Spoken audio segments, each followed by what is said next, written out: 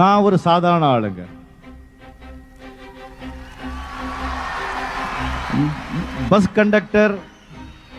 Bus கண்டக்டருக்கு முன்னால நான் ஒரு ஆபீஸ் பாய், ஒரு கூலி மேன், ஒரு கார்பெண்டர்.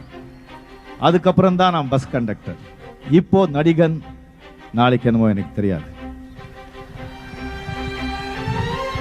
ஏன் இந்த கூலி வேலை, இந்த ஆபீஸ் பாய், இந்த கார்பெண்டர் வேலை, கண்டக்டர் வேலை இதை ஏன் செஞ்சேன், இதுக்கு அது என்ன செய்ய வச்சது அப்படிங்கிறதுக்கு எனக்கு சரியா தெரியாது. பட் ஒன்று மட்டும் தெரியும், நான் ரொம்ப ஏழை குடும்பத்தில் பிறந்தவன், ரொம்ப ஏழையா இருந்தவன். ஒருமை என்னங்கிறது கேட்டில்லை, கண்டில்லை, அனுபவிச்சு நான் பார்த்துட்டே இருந்தேன்.